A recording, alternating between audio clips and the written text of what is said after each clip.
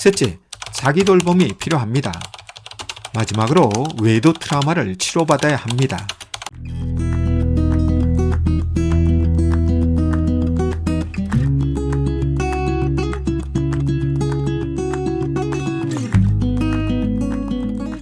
안녕하세요.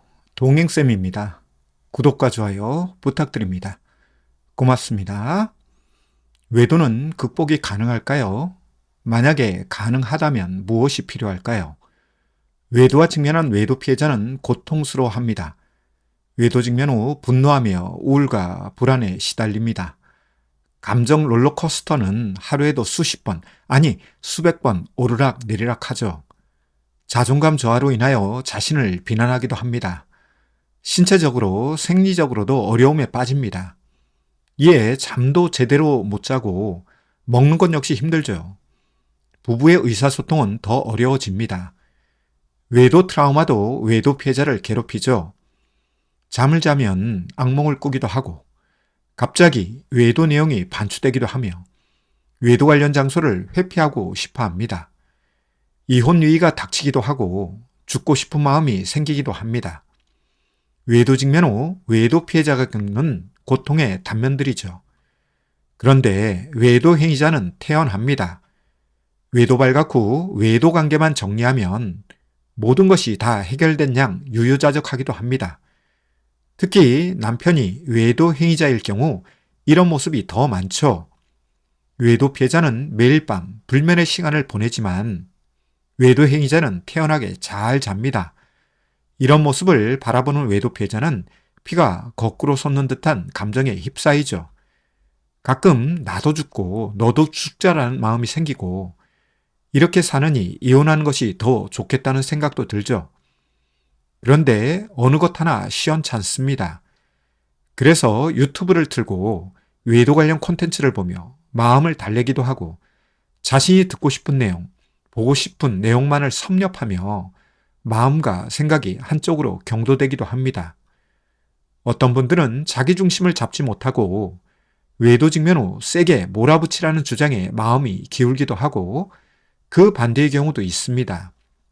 점점 시간은 흐르고 시간이 흐르면 흐를수록 불리해지는 것은 외도 피해자입니다. 외도 행위자인 배우자는 물론이요. 자녀들과 원가족 구성원들도 외도 피해자의 편이 되지 않죠. 이제 그만하면 안 돼 라는 말과 함께 외도 피해자를 구석으로 몰아갑니다. 외도 극복에 있어서 인적 네트워크가 중요한데요. 점점 시간이 흐르며 이 네트워크가 사라지죠. 궁지에 몰린 외도 피해자는 다시금 감정의 소용돌이에 빠집니다. 그러다 보니 외도 극복은 불가능하다고 생각하죠. 그리고 이런 생각은 신념화됩니다. 즉 앞뒤 좌우 위아래 따지지도 않고 무조건 외도 극복은 불가능하다는 것으로 신념화되죠. 이런 신념화에 빠진 분들이 외도 극복을 위해 시간과 노력을 투자할 리 만무하죠. 이에 결과적으로 외도 극복을 하지 못합니다. 자신이 외도 극복을 하지 못했으니 다른 사람의 외도 극복에 대해서도 불가능하다고 주장하며 자신의 감정과 생각을 전이하죠. 이런 것 때문에 인터넷이나 유튜브에는 개인적인 사례를 과잉 일반화한 오답들이 차고 넘칩니다. 외도 극복에 대한 성공 사례는 거의 보이지 않고 외도 극복에 대한 실패 사례만 넘치다 보니 외도 극복은 불가능하구나 라는 말과 글들이 넘쳐나죠. 여러 부부들을 만나는 상담사 입장에서 볼 때 외도 극복을 하는 부부와 그렇지 못한 부부가 존재합니다. 비율로 따지자면 3대 7 정도라고 할까요? 그럼 외도 극복을 하는 부부들은 무슨 뾰족한 마법을 부린 것일까요? 제가 보는 견지에서는 그렇지 않습니다. 외도 극복을 하는 부부도 평범한 부부들입니다. 그런데 그들에게는 외도 극복을 위한 시간과 노력을 투자하며 외도 극복을 위한 다양한 시스템과 방법을 사용하죠. 이에 그들이 사용하는 시스템과 방법을 공유해 봅니다. 첫째, 전문가 상담입니다. 여기에는 정신건강의가 있고 부부 상담사가 있습니다. 정신건강의 같은 경우에는 상담보다는 약물을 권하죠. 우울하면 항우울제, 불안하면 항불안제를 처방할 수 있습니다. 불면에 시달린다면 수면 유도제를 처방해 줄 수도 있죠. 부부 상담사 같은 경우에는 약물 처방은 불가능하고요. 상담 치료를 통하여 내담자의 감정을 공감, 위로, 격려하며 자존감을 향상시키고 자기 돌봄에 대한 도움을 줄 수 있죠. 둘째, 부부 소통을 개선하는 것입니다. 인간은 다양한 문제를 만들기도 하지만 다양한 문제를 해결하기도 합니다. 부부 사이에 외도가 발생하였다면 이는 초등이나 중등 수학 문제가 아닌 고등 수학 문제가 발생한 것인데요. 이때 문제를 해결하는 방법 중 필요한 것은 부부 소통입니다. 외도 문제 해결에 부부 소통이 필요하죠. 그런데요, 외도가 벌어져서가 아니라 외도가 벌어지기 이전에도 부부 소통이 부실한 부부가 많습니다. 이에 외도 직면 후 부부가 외도 문제를 해결하지 못하는 이유 중 하나는 부부 소통이 부실하고 비효과적이기 때문이죠.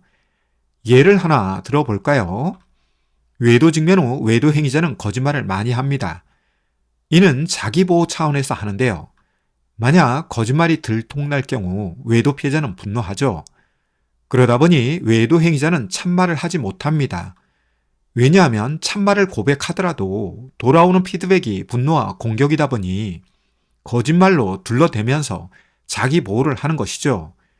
이런 경우를 중립적으로 말씀드리면 거짓말을 강요하는 구조라고 합니다. 거짓말하고 싶지 않은데 참말을 하고 난 후 피드백이 좋지 않다 보니 거짓말을 할 수밖에 없는 부부 소통 구조를 가진 것이죠. 그럼 이런 상황에서 어떻게 하라는 것이냐고 외도 피해자는 항변할 수 있는데요. 참말을 들었을 때 다음과 같이 반응하는 것이죠. 당신 말에 내가 상처를 받았지만 진실을 이야기해줘서 고마워 같은 반응 말이죠. 이런 반응이 있어야 외도 행위자는 참말을 할 수 있는 용기를 가질 수 있고 자백이 아닌 고백을 할 수 있는 힘이 생깁니다. 셋째, 자기 돌봄이 필요합니다. 외도 피해자들은 외도 직면 후 자기 돌봄을 하지 않습니다. 모든 것을 외도에 맞추어서 외도에 몰입하고 집착하죠. 그 이유는 충분히 이해하고 공감합니다. 얼마나 불안하고 억울하면 저럴까 하는 마음이죠. 그런데요, 외도 극복을 원하신다면 자기 돌봄이 필요합니다. 자기 돌봄이란 운동, 명상, 취미활동, 그리고 일상을 사는 것이죠. 외도에 대한 몰입과 집착을 안 할 수는 없지만 자기 자신을 위한 활동도 소홀히 하면 안 됩니다. 자기 돌봄은 그 누가 해줄 수 없는 영역입니다. 내가 배고플 때 타인이 밥을 먹는다고 내 배가 부르지 않듯이 자기 돌봄은 스스로 자기를 챙기고 보살피는 것입니다. 그런데 외도 직면 후 모든 것을 내려놓고 신세 한탄만 하고 있다면 자기 돌봄을 못하는 것이죠. 자기 돌봄이 없으면 외도 행위자가 외도 관계를 끊고 다시 외도하지 않는다고 하더라도 외도 극복은 어렵습니다. 따라서 자기 돌봄이 제대로 되지 않는다면 개인 상담을 통해서라도 상담사와 함께 자기 돌봄을 챙기시길 바랍니다. 넷째, 시간이 필요하다는 것을 인정하는 것입니다. 외도 극복에 있어서 필요한 것 중에는 시간도 있습니다. 충격은 하루아침에 받을 수 있으나 충격에서 벗어나는 것은 하루아침에 이루어지지 않습니다. 조급증을 내는 것은 결코 지혜로운 선택이 아닙니다. 뼈가 부러지는 것은 순간이지만 그 뼈가 다시 붙고 물리치료를 통해 힘을 받기까지 1달도 걸리고 2달도 걸리는 등 더 많은 시간이 걸리는 것이 이 세상 이치입니다. 그런데 이런 이치를 거스르며 하루아침에 모든 것이 예전처럼 일상으로 돌아와야 한다고 접근하는 것은 순리가 아닌 영리를 사용하는 것으로서 그 비용은 어마어마하게 들어갑니다. 시간만 지나면 해결된다는 확증 편향도 위험하지만 일정 시간이 필요하다는 것을 무시하는 것도 위험합니다. 다섯째, 지지 체계를 잘 유지하는 것입니다. 외도 직면 후 대인관계를 축소하는 분들도 있습니다. 원가족, 지인, 친구 등과 거리두기를 하는 경우죠. 배우자나 자녀들과 거리두기를 하는 경우도 있죠. 외도 직면 후 지지체계가 없거나 축소하는 분들은 그렇지 않은 분들에 비해 외도 극복의 시간이 오래 걸리거나 외도 극복이 어려울 수 있습니다. 외도 직면 후 그동안 가지고 있었던 지지체계를 축소하거나 거리두기 하는 것은 위험합니다. 다만 여기서 한 가지 말씀드리고 싶은 것은 지지체계를 가치 판단의 근거로 삼지 마시길 바랍니다. 무슨 이야기냐 하면 어떤 외도 피해자는 자신의 지지체계를 통해 외도 행위자를 비난하는 명분으로 삼는데요. 이런 지지체계는 부부 갈등을 더 조장하고 부부 문제를 해결하지 못하게 하는 역할을 합니다. 그럼 지지체계가 어떤 역할을 해야 할까요? 지지체계는 가치 판단보다 외도 피해자의 감정을 읽어주고 공감과 교감을 해주는 역할만 하면 됩니다. 너 참 많이 힘들었겠구나. 배우자의 외도는 너의 잘못이 아니야와 같은 역할을 하면 되는데요. 그 반대로 너 배우자 정말 못된 사람이구나. 왜 그런 사람과 살려고 그래? 와 같은 감정이입과 가치 판단이 개입될 경우 외도 피해자는 원치도 않는 이혼을 하거나 조론 혹은 배우자와 거리두기를 하게 됩니다. 왜냐하면 주변인들의 조언 아닌 조언에 따라 그들의 말에 동조하지 않으면 안 될 것 같은 생각과 느낌이 들기 때문이죠.